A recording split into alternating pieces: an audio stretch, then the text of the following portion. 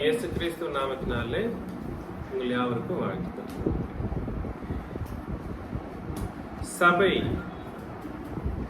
சபையை பற்றி இன்னைக்கு நம்ம ஆலோசனை பண்ண போறோம். சபை என்றது எப்படிப்பட்டது? சபை என்றால் என்ன? சபையினுடைய முக்கியமான கட்டளைகள் எல்லாம், சபைக்கு கொடுக்கப்பட்ட கட்டளை என்னதோ இது எல்லாமே இன்னைக்கு நம்ம ஃபுல்லாக பார்க்க போகிறோம். ஹோல் டே கிளாஸ் இது. நீங்கள் எல்லாரும் உங்கள் மனசை முதல்ல ஆயத்தப்படுத்துறீங்க. ஒரு விஷயம் என்னன்னா, நம்ம நினைக்கிறோம் பிதாவாகிய தேவனோ இல்லை இயேசு கிறிஸ்துவோ இல்லை பரிசுத்த ஆவியானவரோ சபையை உலகத்தை அவங்க நினைச்சதுக்கு அப்புறமா அவங்க இஷ்டமா சிருஷ்டித்தாங்க, உண்டாக்குனாங்கன்ற மாதிரி நம்ம யோசனை பண்ணுவோம். But that is not the right way of thinking.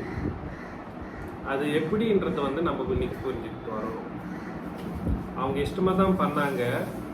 அவங்க எப்படி எதுக்காக பண்ணாங்கன்றத நம்ம புரிஞ்சுக்கணும். உலகம் உண்டாக்கப்பட்டதுன்னா இன்னைக்கு நிறைய பேர் இந்த ஜியோகிராபிக்கல் ஸ்டடீஸோ இல்லை அந்த ஸ்டடீஸ் இதெல்லாம் நம்ம பார்த்தோம்னா பல லட்சக்கணக்கான வருஷங்கள் ஆச்சு இந்த உலகம் உண்டாக்கப்பட்ட ஒரு விஷயத்தை நம்ம யோசனை பண்றப்போ லட்சக்கணக்கான வருஷம் ஆயிடுச்சு, பில்லியன்ஸ் ஆஃப் இயர்ஸ் ஆயிடுச்சுன்ற மாதிரி எல்லாம் பேசிட்டு இருப்பாங்க.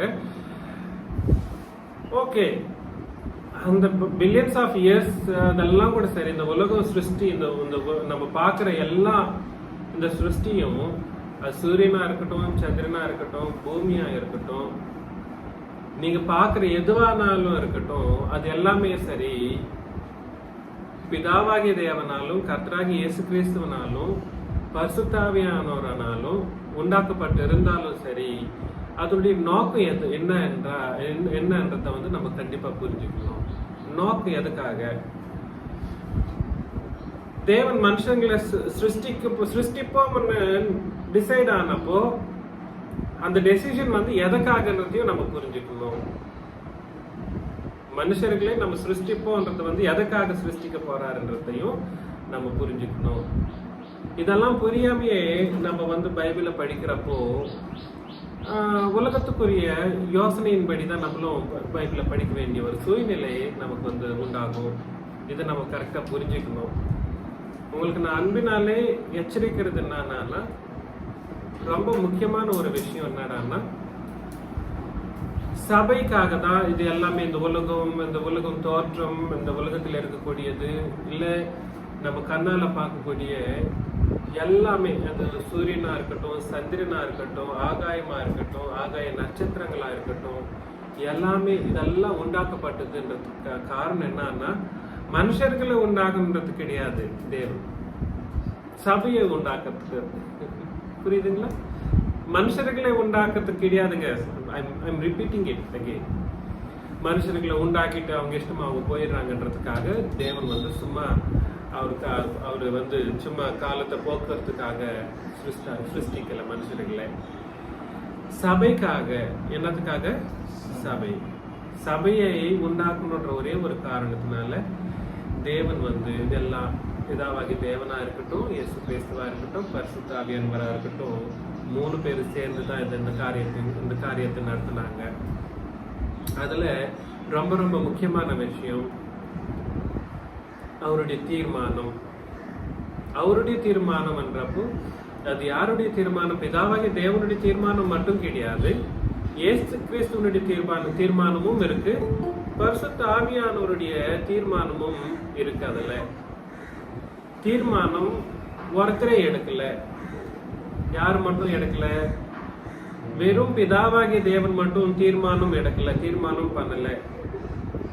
தீர்மானம் பண்ணவங்க 3 பேரும் சேர்ந்து தான் தீர்மானம் பண்ணாங்க. இயேசு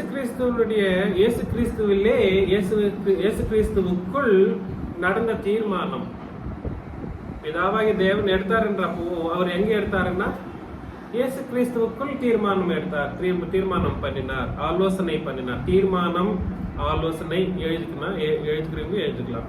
தீர்மானம் ஆலோசனை பிளான் ஏற்பாடு இதெல்லாம் வந்து சமமான அர்த்தத்தை குறிக்குது.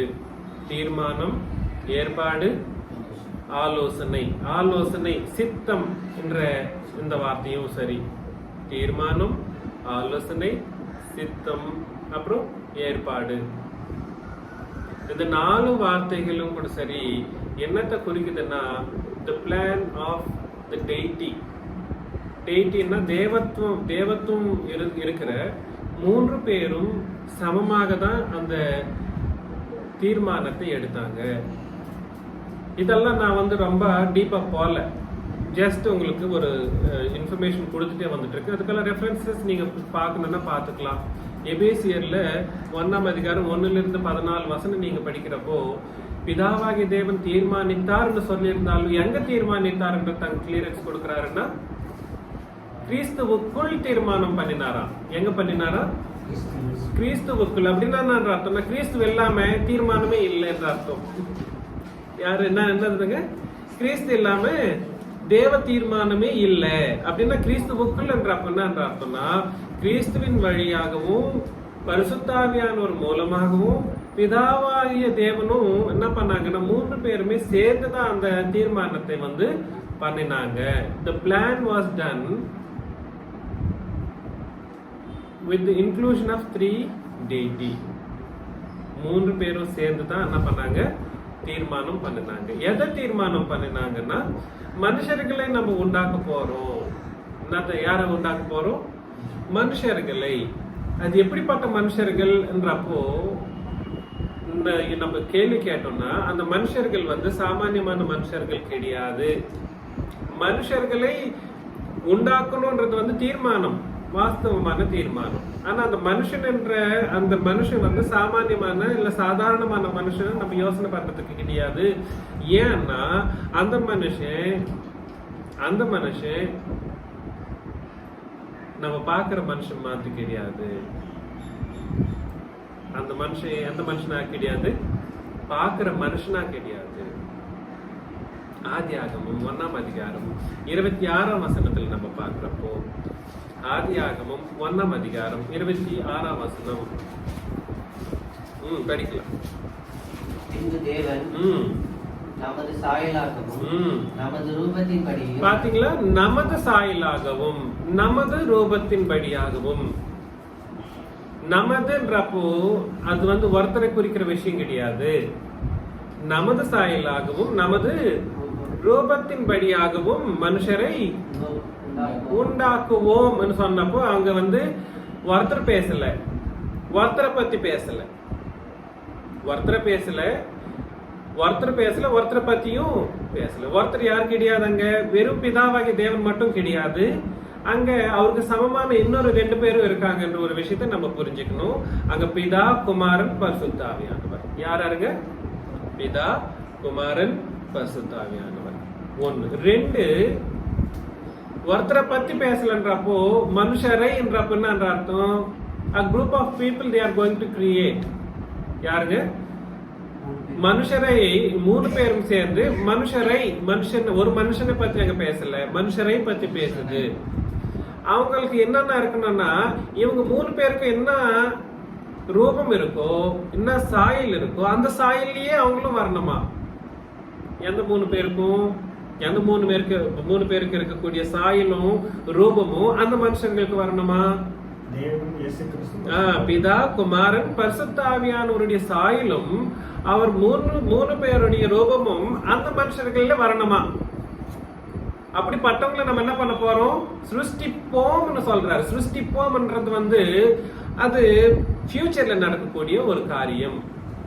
புரியுதுங்களா நான் சொல்றது? ஃபியூச்சர்ல அப்படின்னா என்ன அர்த்தம்னா அது வந்து தீர்க்க தரிசனத்தை குறிக்குது. ஆதியாகமம் 1ஆம் அதிகாரம் 26ஆம் வசனம் எதை குறிக்குதுன்னா தீர்க்க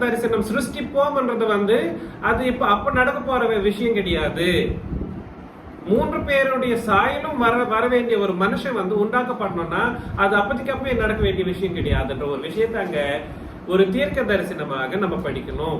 அதுதான் ரூல் அங்க.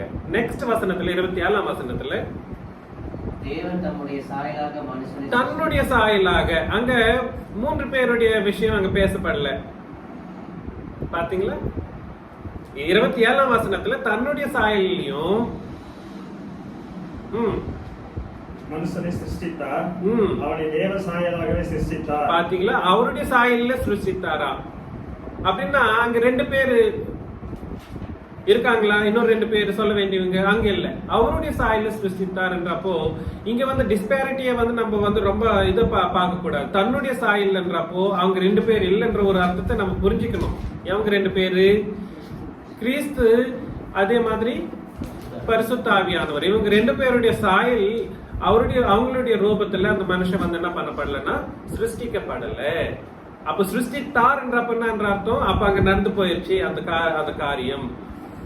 நான் சொல்ல வேண்டிய விஷயம் என்னன்னா வந்து தேவ சாயலிலையும் தேவ ரூபத்திலையும் ஒரு மனுஷன் சிருஷ்டிக்கப்படணும், இல்ல மனுஷர்கள் சிருஷ்டிக்கப்படணும். மனுஷனை சிருஷ்டித்தாருன்னு அங்க இருக்கு இல்லைங்களா? அங்கேயும் சிங்குலரா தான் யூஸ் பண்ணப்பட்டது 27ஆம் வசனத்துல. மனுஷர்களை கிடையாது, மனுஷனை. புரியுதுங்களா? தேவ சாயல்ல வந்து மனுஷனை சிருஷ்டித்தார்.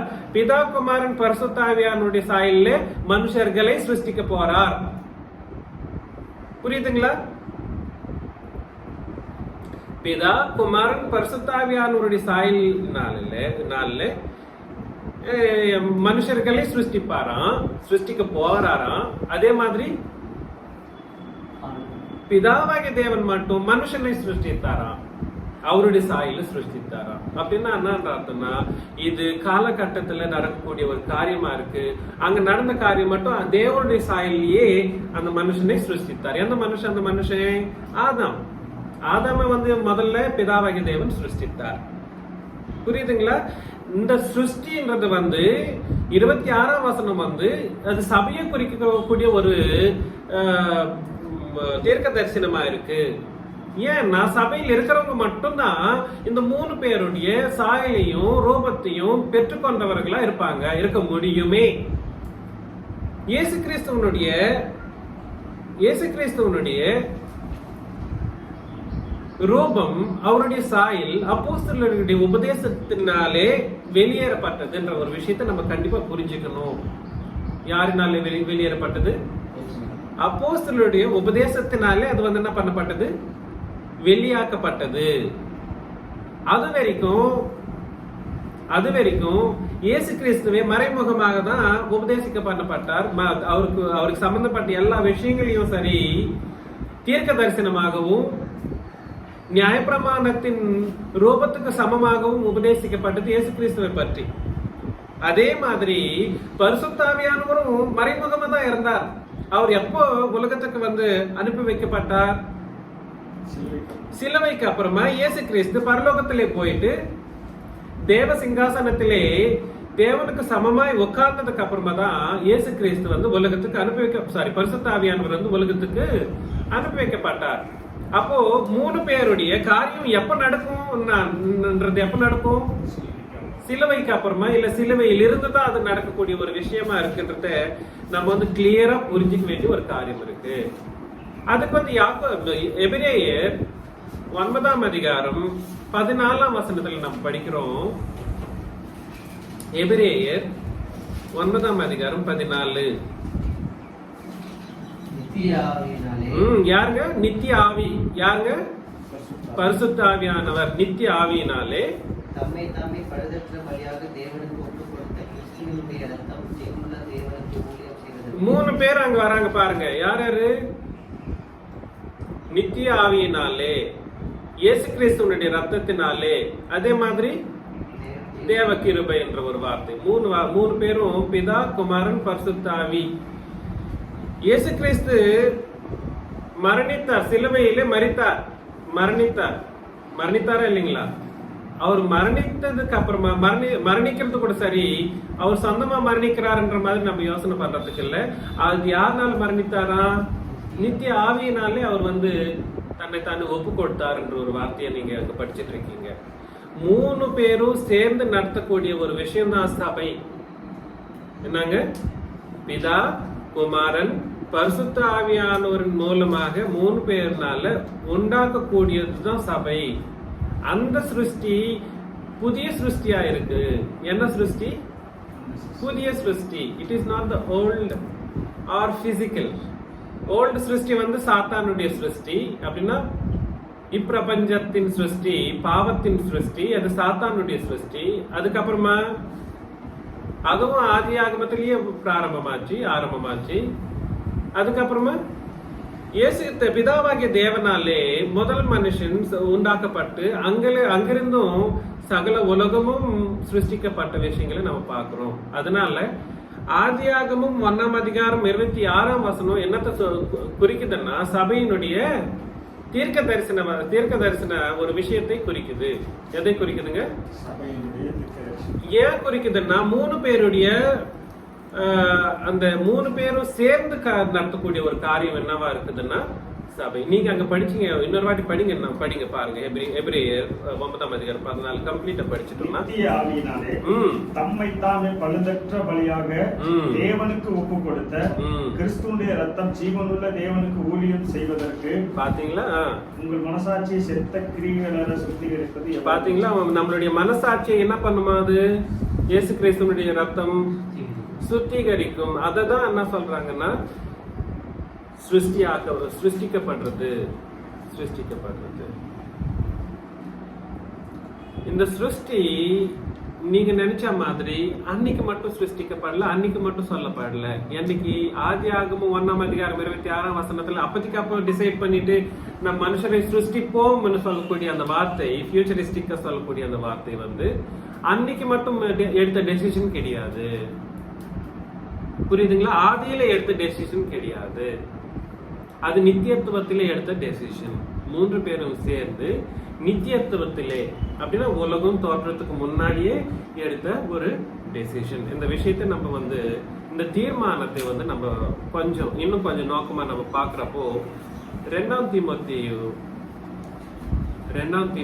1ஆம் அதிகாரம் 7லிருந்து 10 வசனங்களை நம்ம பாக்குறப்போ 2 தீமோத்தேயு 1ஆம் அதிகாரம் 7லிருந்து 10. தேவன் நமக்கு பயமுள்ள ஆவியை கொடாமல் பலமும் அன்பும் தெளிந்த புத்தியுள்ள ஆவியை கொடுத்திருக்கிறார். ஆகையால் நம்முடைய கர்த்தரை பற்றிய சாட்சியை குறித்தாவது அவர் நிமித்தம் கட்டப்பட்டிருக்கிற எண்ணெய் குறித்தாவது நீ வெட்கப்படாமல் தேவ வல்லமைக்கு ஏற்றபடி சுவிசேஷத்துக்காக என்னோடு கூட தீங்கு அனுபவி. பாத்தீங்களா? தீங்கு அனுபவிக்கணுமா? சுவிசேஷத்திற்காக என்ன அனுபவிக்கணும்? தீங்கு அனுபவிக்கணும். நம்ம ஒத்துக்கிறோமா? சுவிசேஷத்தை சொல்லணும்ன்றது அப்போ சொல்லணும்னு நிர்ணயிச்சுக்கணுங்க வந்து தீர்மானம் பண்ணிக்கணுங்க வந்து தீங்கு அனுபவிக்க சொல்லுங்க ரெடியா இருக்கணும். ரொம்ப மனசு கஷ்டப்பட்டு போக கூடாது. எவ்வளவு தீங்கு வரட்டுமோ வரட்டும், I will be ready to face. That is the mentality or mindset that we should have. 9ஆம் வசனம் படிங்க. அவர் நம்முடைய கிரியைகளின்படி நம்மை ரட்சியாமல். பாத்தீங்களா? அவர் நம்முடைய கிரியைகளின்படி நம்மை ரட்சியாமல் தம்முடைய தீர்மானத்தின்படியும். பாத்தீங்களா? எப்ப பண்ண தீர்மானம் அது? உலகம் தோற்றத்துக்கு முன்னாடியே பண்ண தீர்மானத்தின்படி, நம்முடைய தீர்மானத்தின்படியும் ஆதிகாலம் முதல் கிறிஸ்து இயேசுவுக்குள் நமக்கு அருளப்பட்ட கிருபையின்படியும் நம்மை ரட்சித்தது பரிசுத்த அழைப்பினாலே அழைத்தார். பாத்தீங்களா? பரிசுத்த அழைப்பினாலே நம்மளை. அப்படின்னா என்ன அர்த்தம்னா, ஏதோ உலகத்தை சிருஷ்டித்தாரு, மனுஷனை சிருஷ்டித்தாரு, மனுஷனுக்கு அப்புறமா அவனுக்கு குழந்தைங்க பிறந்தாங்க, அவனுக்கு அவன் பிறந்தான்னு சொல்லிட்டு போறது கிடையாது. இது பிபிளிக்கல் கான்செப்ட், வந்து ஒரிஜினல் கான்செப்ட். யாருக்கு யார் பிறந்தா, எந்த புத்தகத்துக்கு அதுக்கப்புறமா எந்த புத்தகம் எழுதப்பட்டது, இதெல்லாம் கிடையாது. இதெல்லாம் நீ வந்து பிசிக்கலா உனக்கு வந்து ஒரு இது யூஸ்க்காக தான் எழுதப்பட்டதே தவிர 1, 2 கூட எழுதப்படலாங்க பைபிள்ல, ஃபர்ஸ்ட்ல ஒரிஜினல் பைபிள்ல. என்ன எழுதப்படணுமோ அது எழுதப்பட்டிருக்குதுன்ற ஒரு விஷயத்த நம்ம வந்து புரிஞ்சுக்கணும். அந்த தீர்மானத்துல என்ன நடக்கணும்ன்றத வந்து அங்க பார்த்துட்டு இருக்கிறோம்னா என்ன நடக்கணும், ரட்சிக்கப்படுகிற ஒரு சூழ்நிலை நமக்கு இருக்குன்ற ஒரு விஷயத்த நம்ம பார்த்துட்டு இருக்கோம். அது ரட்சிக்கப்பட வேண்டிய ஒரு சூழ்நிலை எதுக்கு வேணும்? நம்மளுடைய கிரியைகளின் படி கிடையாது, அவருடைய தீர்மானத்தின்படியாகவும்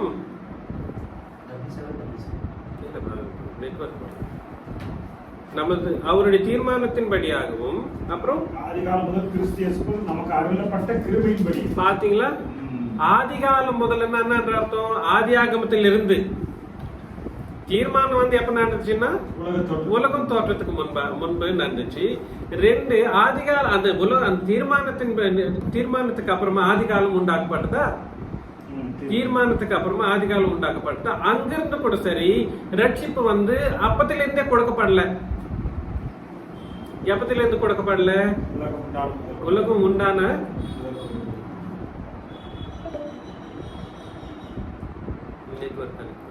யார்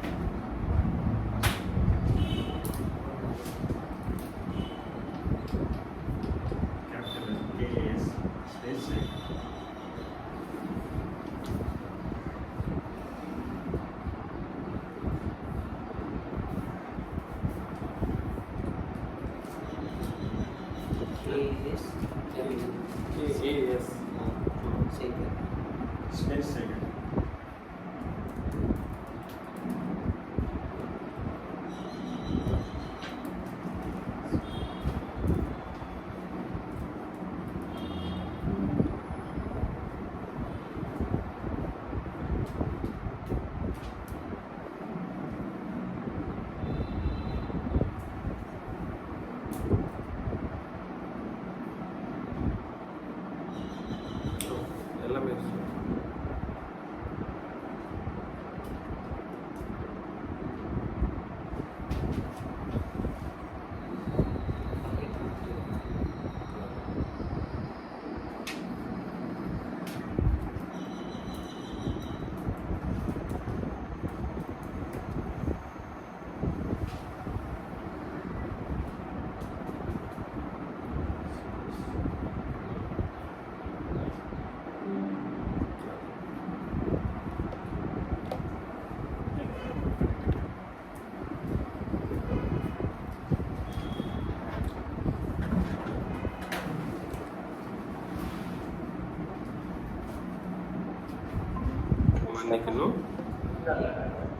மன்னிக்கணும்.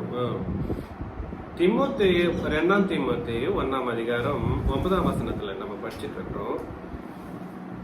அதுல நம்ம பார்த்துட்டு இருக்கிறது என்னன்னா, தீர்மானம் வந்து உலகம் தோற்றத்துக்கு முன்னாடி தீர்மானம் பண்ணப்பட்டது, பிளான் பண்ணப்பட்டது. என்னன்னு ரட்சிக்கப்பட வேண்டிய மனுஷர்கள் இருக்காங்க. அதுக்கு தேவையானது என்னன்னா கிருபை தேவை.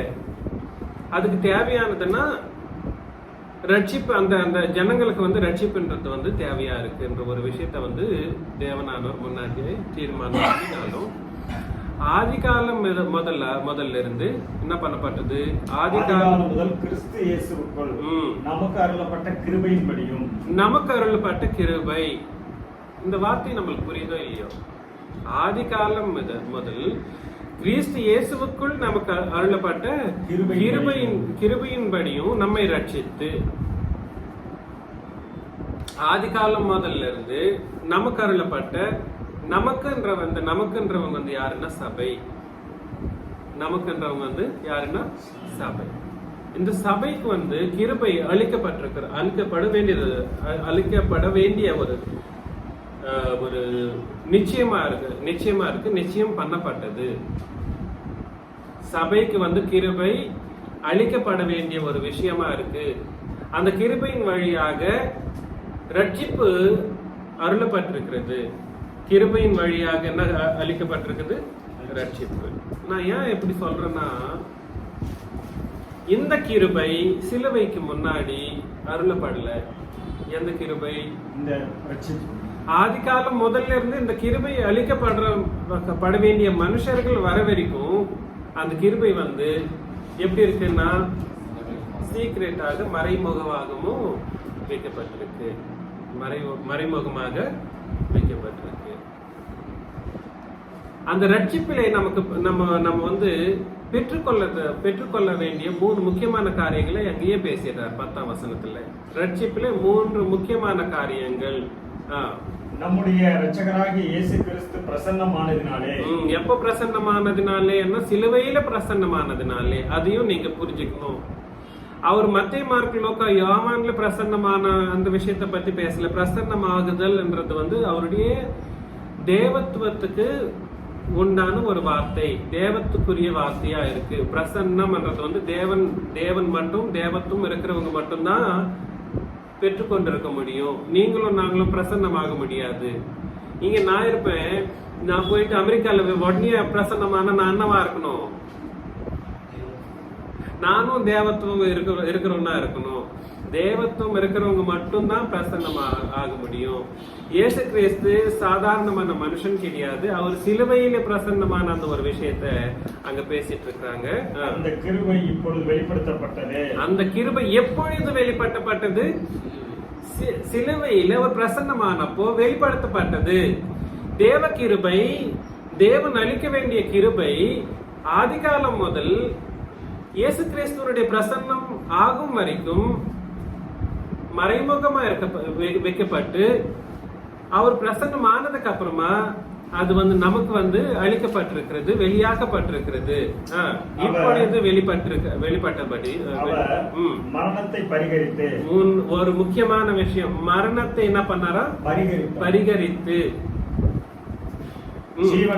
ஜீவனையும் அழியாமையும் சுவிசேஷத்தினாலே வெளியரங்கமாக்கினார். புரியுதுங்களா நான் சொல்றது? ஒரு ரொம்ப முக்கியமான விஷயம். மனுஷன்ற வந்து 3 பாகம்ன்றது நம்மளுக்கு தெரியும். மனுஷன் எத்தனை பாகம்? 3 பாகம். 2 பாகம் மட்டும் கிடையாது. ஆவியும் சரீரமும்ன்ற மாதிரி எல்லாம் கிடையாது. மனுஷன் ஆவி, ஆத்மா, சரீரம் எனக்கூடிய 3 பாகமா பிரிக்கப்படுறான். மனுஷன் எத்தனை பாகங்க? ஆவி, ஆத்மா, சரீரம். நீங்க 1 தெசலோனிக்கேயர் 5ஆம் அதிகாரம் 23ஆம் வசனத்துல அந்த வசனத்தை படிப்பீங்க, தேவையில்லை. 1 தெசலோனிக்கேயர் 5ஆம் அதிகாரம் 23ஆம் வசனம், அப்போஸ்தலர் நடபடிகள் 17ஆம் அதிகாரம் 24, 25ஆம் வசனம், ஆதியாகமம் 2ஆம் அதிகாரம் 7, 8, 9 வசனம். அப்புறம் நிறைய வசனம் இருக்கு இல்லைங்களா? தேவன் ஜீவ ஆத்மாவை ஊதினார். என்னத்த ஊதினாரா? ஜீவ ஆத்மாவை ஊதினா, ஜீவ ஆவியை ஊதினா, ஜீவ ஆத்மா ஆனான். இங்கே கொஞ்சம் வேர்டிங்ஸ் வந்து கொஞ்சம் அப்படி இப்படி மாறி இருந்தாலும் நீங்க புரிஞ்சுக்க வேண்டிய முக்கியமான விஷயம்ன்றது வந்து ஜீவனும் ஆவியையும் அதே மாதிரி சரீரத்தையும் மனுஷனுக்கு கொடுத்தார். என்னென்ன கொடுத்தாருங்க? ஜீவன், சரீரம், ஆத்மா இல்ல ஆவி. ஜீவன், சரீரம், ஆத்மா இல்ல ஆவி. இங்கே ஆத்மாவையும் ஜீவனையும் சமப்படுத்தி பேசுற ஒரு சூழ்நிலையே நம்ம நிறைய ரெஃபரன்சஸ்ல தமிழ்ல படிப்போம். ஆத்மா இஸ் ஈக்குவல் டு ஜீவனா மாதிரி நம்ம படிச்சுட்டு இருப்போம் நிறைய இடத்துல. ஆனா இங்க வந்து 3 முக்கியமான விஷயமா ஜீவன், ஆவி, சரீரம். இது மட்டும் நீங்க புரிஞ்சுக்கலாம். ஜீவனையே ஆத்மாவாக கூட எழுதப்பட்டிருக்கு. புரியுதுங்களா நான் சொல்றது? ஜீவனையே என்னவாக எழுதப்பட்டிருக்கு? ஆத்மானும் எழுதப்பட்டிருக்கு. இப்ப நான் சொல்ல வேண்டிய விஷயம் என்னன்னா, மனுஷன் என்னைக்கு பாவம் செய்யறானோ அந்த பாவத்திலே அவன் செய்யறப்போ அவன் ஆவியில் இருக்கக்கூடிய ஜீவனை வந்து என்ன பண்ணிடுறார்? தேவனானவர் எடுத்து போட்டுடுறார். ஆவியில் இருக்கக்கூடிய ஜீவனை எடுத்துடுறார். எபேசியர் 4ஆம் அதிகாரம் 16ஆம் வசனம். எபேசியர் 4:16. அவராலே சரீரம் முழுவதும் அதற்கு உதவியாய் இருக்கிற 18 அவர்கள் புத்தியில் அந்தகாரப்பட்டு என்னைக்கு புத்தியில அந்தகாரம் படுறாங்களோ தங்கள் இருதய கடினத்தினால் தங்களில் இருக்கும் அறியாமையினாலே தேவனுடைய ஜீவனுக்கு அந்நியராய் இருந்து தேவனுடைய ஜீவனுக்கு என்னவாயிடுறாங்க? எப்போன்னா புத்தி இருட்டுல போயிடுறப்போ, அந்தகாரத்துல போயிடுறப்போ, நீங்க அந்தகார கிரியைகள் செய்யறப்போ நம்மளுடைய தேவன் வந்து நமக்கு எப்பவுமே கனெக்ட்ல இருப்பாரு. ஜீவனை கொடுக்குற கனெக்ட்ல அந்த கனெக்ட் வந்து டிஸ்கனெக்ட் பண்ணப்படும். புரியுதுங்களா நான் சொல்றது? நம்ம பாவம் மற்றவர்களா இருக்கிறப்ப வந்து தேவனுடைய ஜீவன் நம்மளே இருக்கும்.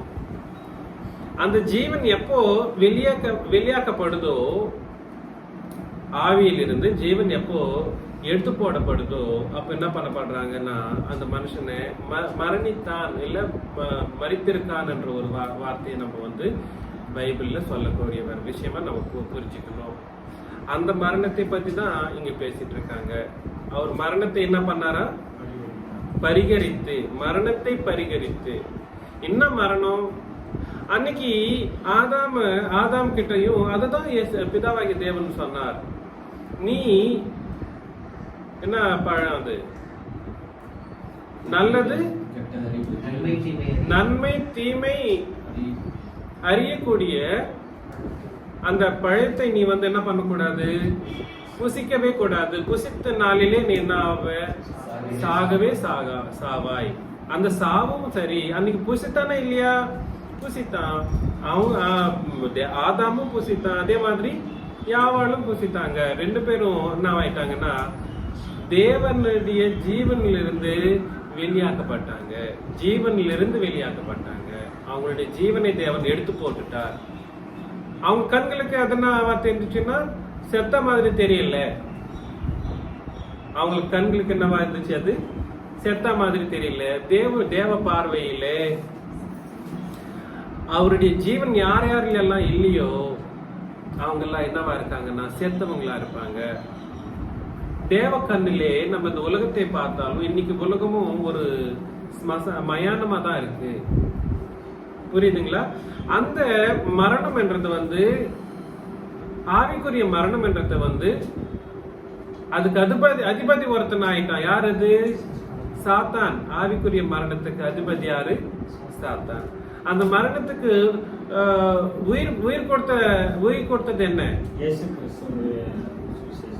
மரணத்துக்கு உயிர் கொடுத்தது நியாயம், நியாயப்பிரமாணம். நியாயப்பிரமாணம் வந்து மரணத்துக்கு என்ன பண்ணுச்சு? பலனை கொடுத்தது. கொரிந்தியர் நான் படிக்கிறேன் இல்லைங்களா? பாவத்தின் பலன் நியாயப்பிரமாணம். பாவத்துக்கும் மரணத்துக்கும் பலன் கொடுத்தது என்னன்னா நியாயப்பிரமாணம்.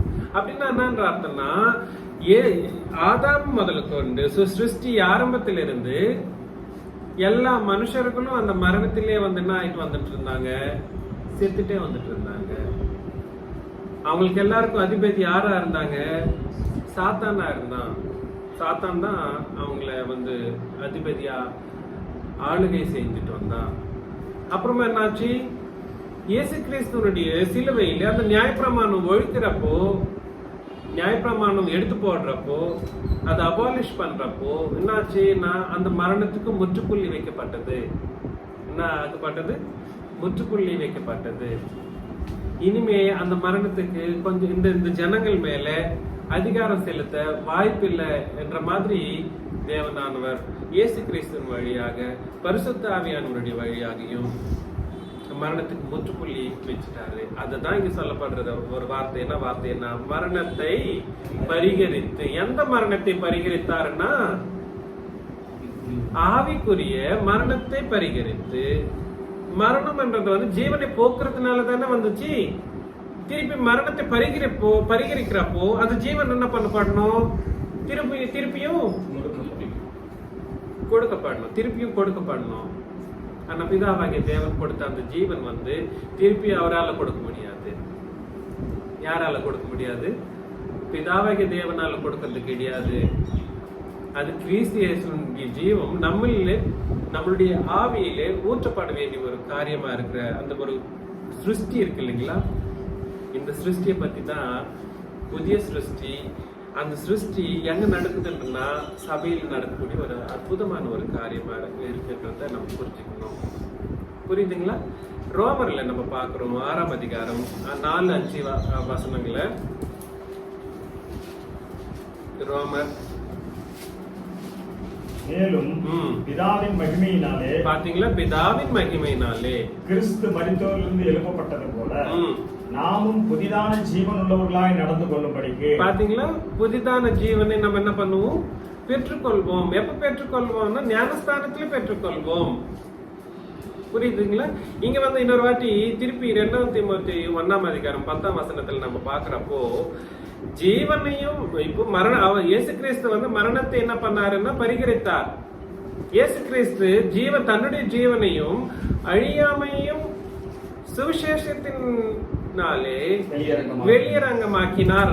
அப்படின்னா அர்த்தம்னா சுவிசேஷத்தை சொல்றப்போ நம்ம யார சுவிசேஷம் சொல்றதுக்கு போனப்போ நம்ம என்ன சொல்லணும்னா அந்த மனுஷனுடைய ஆவிக்குரிய சூழ்நிலையை அவங்களுக்கு தெரிவிக்கணும். ஆவிக்குரிய சூழ்நிலை எப்படி இருக்கு,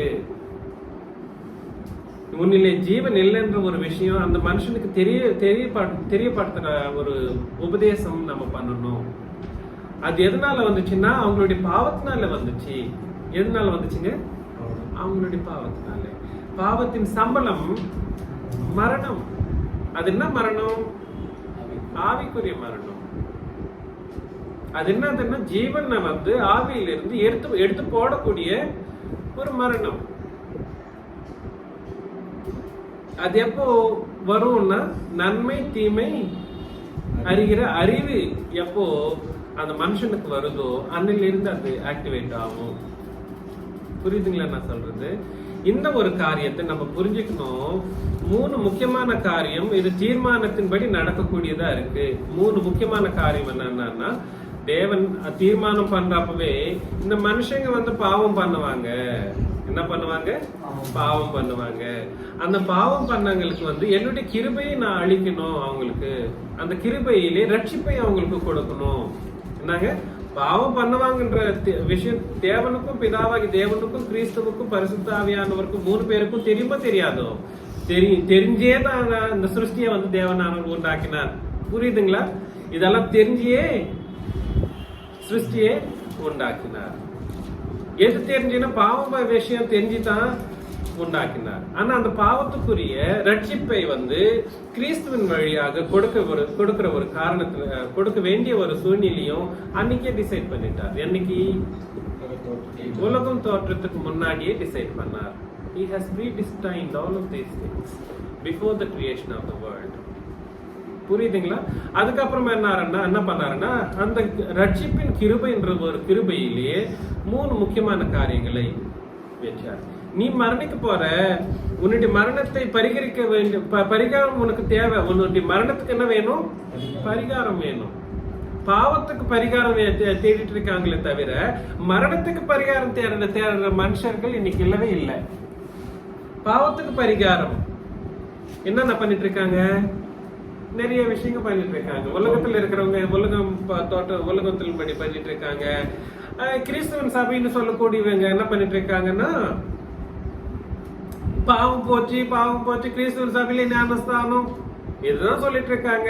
மரணத்தை குறித்து மரணத்தை பரிகரித்து கொள்ள வேண்டிய ஒரு சூழ்நிலை எப்படி வந்துச்சு, எதனால வந்துச்சு, எதன் மூலமா வருதுன்ற ஒரு விஷயத்த வந்து இன்னைக்கு தெரிஞ்சுக்காமையே இன்னைக்கு உபதேசங்களும் சபைகள் நிறைய பேரை வந்து தம்முடைய சொந்த வார்த்தைகளினாலே மோசம் பண்ணி ஹண்ட்ரட்ஸ் ஆஃப் த பீப்புளை வந்து தன்னுடைய சபைகளை சேர்த்து கொண்டு காசு எல்லாம் நல்லா சேர்த்து வச்சு இது பண்ணி வேணும்னு செலவு பண்ணி வீணான காரியங்களை இன்னைக்கு பண்ணிட்டு இருக்காங்க. ஆக்சுவலி சொல்ல போனா மனுஷர்கள் பரிகரிக்க வேண்டிய ஒரு முக்கியமான விஷயம் என்னதுங்க? வெறும் பாவமேவா? பாவம் மட்டும் கிடையாது, மரணமும் பரிகரிக்கப்பட வேண்டியதா இருக்கு. பாவம் மரணம் ரெண்டுமே பரிகரிக்கப்பட வேண்டியதா இருக்கு. வெறும் பாவத்துக்காகவே இயேசு கிறிஸ்து வந்து அவர் மரணிக்கல. அவர் மரணத்திலிருந்து நம்மளையும் இஸ்ரவேலரையும் விடுவிக்கிறதுக்காகவே அவர் சிலுவையிலே மரித்தார், தொங்கினார், அவருடைய பரிசுத்தமான ரத்தத்தை சிந்தினார்.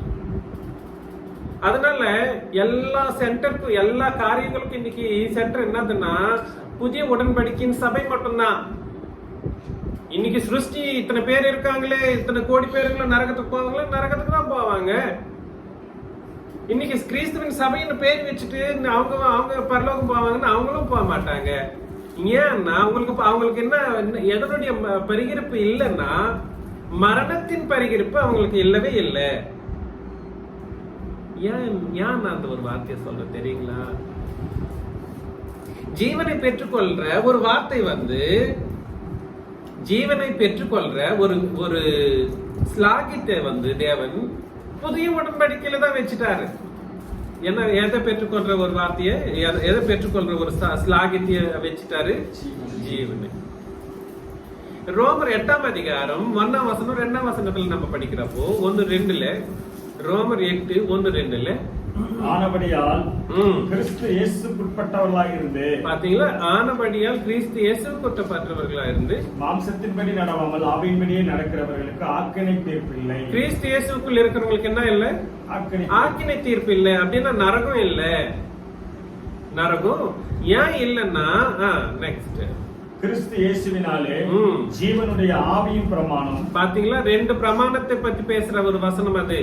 ஜீவனுள்ள ஆவியின் பிரமாணம் என்னை பாவம் மரணம் என்பவைகளின் பிரமாணத்திலிருந்து விடுதலையாக்கிட்டேன். பாத்தீங்களா?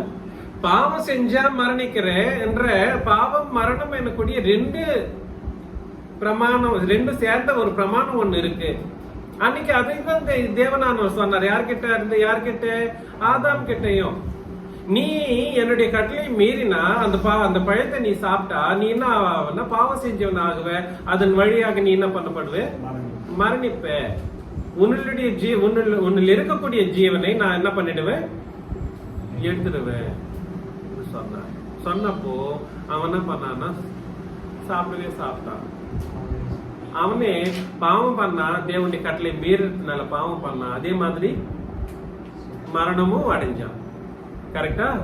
அதுக்கப்புறமா அந்த பாவம் மரணம் ஆளுகை செஞ்சுட்டே வருதுங்க. அந்த கட்டளை பாவம் மரணம் எனக்கூடிய அந்த கட்டளை ஆளுகை அன்னிலிருந்து செஞ்சுட்டே வந்துச்சு.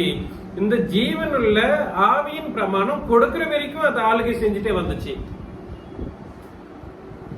ஜீவனுள்ள ஆவியின் பிரமாணம் கொடுக்கிற வரைக்கும் என்ன பண்ணுச்சுங்க? அந்த பாவ மரணம் எனக்கூடிய பிரமாணம் சர்வ உலகத்தையும் ஆட்டி படிச்சிச்சு. நெக்ஸ்ட் மாம்சத்தினாலே பலவீனமாய் இருந்த நியாயப்பிரமாணம். பாத்தீங்களா? நியாயப்பிரமாணம் செய்யக்கூடாததை தேவனே செய்யும். பாத்தீங்களா? நியாயப்பிரமாணம் என்ன செய்யக்கூடாம போயிருச்சு, என்ன செய்யாம போயிருச்சு? ஜீவனை கொடுக்கக்கூடிய, அதுவும் ஜீவன் உள்ளதுதான். நியாயப்பிரமாணமும் ஜீவன் உள்ளதுதான். நான் ரிப்பீட் பண்ணிட்டு இருக்கேன். நியாயப்பிரமாணத்தை நான் குறைவா என்னைக்குமே பேசல. வசனம் என்ன சொல்லிச்சு அதான் நான் பேசிட்டு இருக்கேன். ஜீவன் உள்ளது, நியாயப்பிரமாணம் ஜீவன் உள்ளதுதான். ஆனா அதனுடைய கட்டளைகள் என்னென்னவா இருக்கோ அந்த கட்டளைகளின் படி நடக்கிறப்போ மனுஷன் தனக்காகவே பாவத்தில போயிட்டு சேர்ற மாதிரியே இருக்கே தவிர, பாவத்தின் வழியா மரணத்தில போயிட்டு சேர்ந்துடுறானே தவிர, அதுல இருக்கக்கூடிய ஜீவனை பெற்றுக்கொள்ற ஒரு வாய்ப்பை மட்டும் நியாயப்பிரமாணம் கொடுக்காமே போயிருச்சு. புரியுதுங்களா? ஜீவனை பெற்றுக்கொள்ற வாய்ப்பை நியாயப்பிரமாணம் கொடுக்காமையே போயிருச்சு. இதுவும் நடக்கும் பிதாவாகி தேவனுக்கும் கர்த்தருக்கும் பரிசுத்தாவியானவருக்கும் தெரியும். அதனாலதான் எதை நியாயப்பிரமாணம் நடப்பிக்காம போயிருச்சோ அதையே ஜீவனுள்ள ஆவியின் பிரமாணம் எனக்கூடிய அந்த பிரமாணம் நடப்பிச்சு காட்டிடுச்சு. அன்னைக்கு சிலுவையிலிருந்து காட்டிடுச்சு. நீ மரணித்தியா? உனக்கு மரணத்துக்கு பரிகாரம் எனக்கு தெரியுமா? அது இயேசு கிறிஸ்துவனுடைய சிலுவையில் அவருடைய சிந்தின ரத்தம் இருக்கு.